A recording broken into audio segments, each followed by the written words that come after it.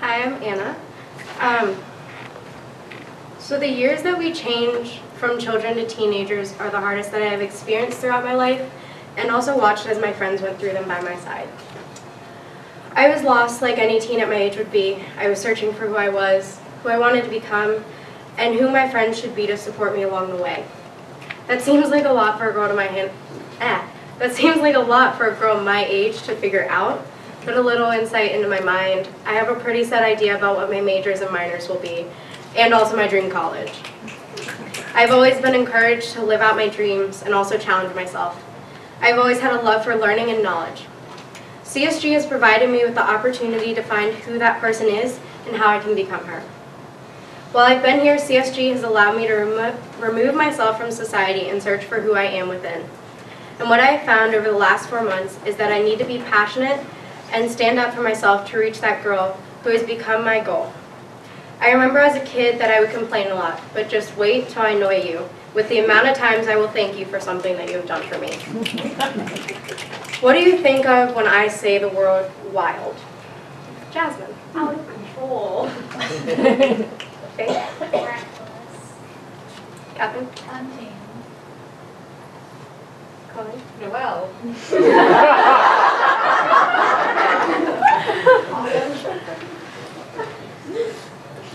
The etymology of the word wild refers to the uncultivated, untamed, and natural state. While I was here, we learned about the wild woman, which is when women and girls listen to their instinct and trust that same instinct rather than bend what they want to please others. The spiritual lands of the wild woman have throughout history been plundered or burnt, dens bulldozed, and natural cycles forced into unnatural rhythms to please others. Clarissa Este. I experienced my wild woman before the idea of a wild woman was introduced to me on expedition. Here's a poem that I wrote at Solar one morning. She was white as snow with a black stripe down her face. Her eyes held a galaxy inside, a wondrous gift and an unthoughtful curse. Her wide eyes peered at me, asking me to follow. She lays high up in the hills, in caves unseen to the eye. She howls and her song pierces the night sky as she waits for me to follow so that I may access my true self. The wolf and Native American ideology as totems teaches you to know who you are and to develop strength, confidence, and surely in that so that you do not have to demonstrate and prove yourself. I I have always searched to find that self-confidence to stand up for myself and not have to fight my way up to do it.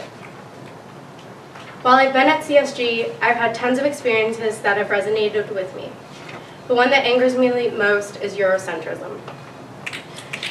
Eurocentrism is present in our public school systems. And to explain what this Eurocentrism is, it's mainly the idea that everything in our history classes at our sending schools are based strongly around the bias of Europeans and not touching on the true accounts of the Native Americans. Up until I got to CSG, I believed that my school had a fabulous academic program that challenged me. When I got here, that idea was proved wrong when I learned the value about getting the whole story. Now, to explain a little about my school system, I'm from Virginia and I've never been to Jamestown. And I can name more Native American tribes in Maine than I can in Virginia. And I think that this needs to be something that kids are taught throughout their education, and they also need to be taught the whole story. On a happy note, I was challenged to face my fear of heights more than once this semester. We had taken a field trip to a rock gym in Portland, but I had already sworn that I would not climb because of my fear of heights and falling. I've tried rock climbing before and it's all ended with me crying and shaking so hard. But this time was different because the girls pushed me to climb, even just a foot off the ground. I don't know if they knew this. I don't know if they knew this, but I had the need to prove them wrong and also myself. And so later on that field trip, I climbed a total of 3 times and I made it to the top. They cheered for me as I made it to the floor, and I was met with smiling faces and proud eyes. The other times that I was challenged, my southern accent comes out every once in a while. The other times that I was challenged to face that fear was on expedition as we hiked along the Bold Coast, which was covered with cliffs and slanted rocks that we had to climb or hike on with 40-pound backpacks. So, to let you into my life a little, I hit rock bottom in 8th grade. There were no real smiles, just fake ones, plastered on my face. I struggled to find who to be friends with in middle school. I struggled to please teachers by getting good grades, but I also had to please my friends by fitting in. And at that time, I wasn't friends with the girls and guys who got good grades or had never gotten a detention or suspension. I tried so hard, too hard to the point that I crumbled and I saw no hope in sight. I went through a period of 4 years where I struggled off and on with self-harm throughout my teenage years. I was admitted to the hospital in 8th grade. I have seen the deepest depths of the darkness within me, but I have also seen the light that flickers like a candle. I have found that hope, and I have found people in my life who have stayed by my side as I've struggled. The thing about struggles like that is that even though I went through hell for 3 to 4 years, I'm still grateful for the struggle because it has allowed me to grow as a person. So I have a song that will be more understood as I continue reading. So, cross your heart and say you've never given up, that you carried on when every door was shut, that you live with no regrets. We wear a smile to hide that we've been hurt before. Keep our disasters in a suitcase by the door. 'Cause you know we're only human. So lay your hands on the left behind. We all know how it feels to be forgotten for a while in a crowded place, trying not to feel alone. Just remember that we've all been broken once, so let's love the broken ones. Yeah, love the broken ones. Raise your glass to all the words we never say. We do our best, but still we look the other way. 'Cause sometimes it's easier to run.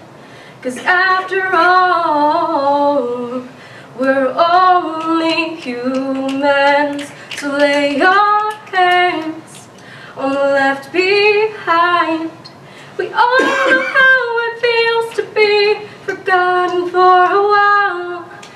a crowded place, trying not to feel alone. Just remember that we've all been broken once, so let's love the broken ones. Yeah, love the broken ones. Sometimes you're left behind, feel like the only one, but we were born to try. Yeah, we're only human, so lay your hand on the left behind. We all know how it feels to be forgotten for a while, in a crowded place, trying not to feel alone.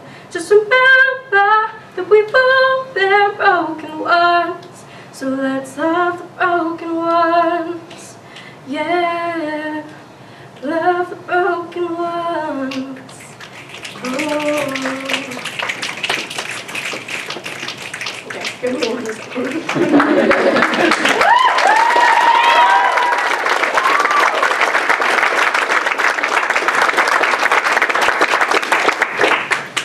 So everybody has moments when they're stuck, and they are one of those broken ones.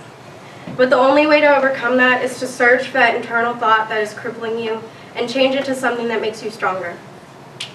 Before I came to CSG, I didn't know what that crippling thought was, but I didn't realize it until I sat down to write this. Before I came to CSG, I could look in a mirror and pick myself apart, resulting in negative feelings and negative actions.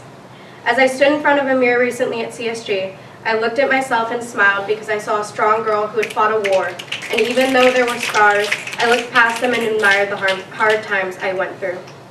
I have never truly been able to tell myself how much I love the person that I am, but today as I stand before you, I will say it for the first time. I love the person that I've grown into and the person I aspire to be. This realization has allowed me to find a purpose to live life to the fullest each and every day. But finding a purpose and not living it does nothing, so I stand before you with 2 of my biggest passions. I want to be someone who supports people who are struggling like I have, and I also want to be able to spread the word about how we can fix the problems we've created in the world. My struggles made me want to become a beacon of hope for other girls who struggle with depression, self-harm, etc. 1 out of 5 females self-harm, and 1 out of 7 are male. And 55% of self-harmers hide it in fear of hurting people they love. As a little girl, I believed that when I grew up, I was going to be like a bird that could fly through the sky to retrieve all the balloons that had been let go by little girls and boys, like I had done when I was little. For some reason, that idea has stuck with me as I've grown up, but has developed into a sense of protection for girls who are younger than me, from the world who tried to tear them apart, because I have been there and I don't want to see another little girl crumble beneath the weight of the world like I did. I stood up from that, changed but stronger, and I want to be there for the next girl and the next. Now I also have a much more global belief that still relates to my idea of being a beacon of hope, but more for the world in this sense than individuals. It's called the Anthropocene. I've been thinking about this topic for months, but what I want to talk about is too aggravating and angering that I am struggling with the right words. I want to talk about the Anthropocene, the new geological epoch that we've created because of the tremendous impact that we've made on the world. We hear about CO2 levels rising and about climate change, and only a small amount of communities are trying to change their carbon footprint, but not enough. We're doing what will benefit us and provide us with money, but we're not thinking about the consequences. Since the 1900s, we've created approximately 48,000 dams and drained half of the global wetlands. As we continue on with our lives, we are acidifying the oceans, which will eventually lead to all of our coral reefs dying off, or a reef gap, as geologists would call it. We're using the earth at our disposal and not even allowing it the time to replenish. We're running blindly into a black hole of destabilization, but we can change that. I can change that. The Anthropocene is the result of our mistakes, the result of our decision to avoid the words climate change or catastrophic world. We are, as a whole, walking landmines, slowly leaving destruction everywhere, imposing upon the natural world. I cannot rewrite the destruction that we've already caused, and neither can you. But we can make a difference and make a change. We can start small by being aware of how we're impacting the world around us, or by slowing down the process of deforestation and the burning of fossil fuels. Everything we do has an impact. It's too late for fixing the problem, but it's not too late to change the outcome. I have been told that I have a passion for fixing things and helping people, which represents my want of spreading the word about the Anthropocene and helping support people when they need it most but are too afraid to ask. There is a purpose in everything I do, even if it's small and unnoticed. It is still that purpose that pushes me along every day. People are connected by the purpose that they yearn for or have found, and it is that connection that we need to strengthen to support one another, but also to make a difference in the world that is ever changing. Thank you.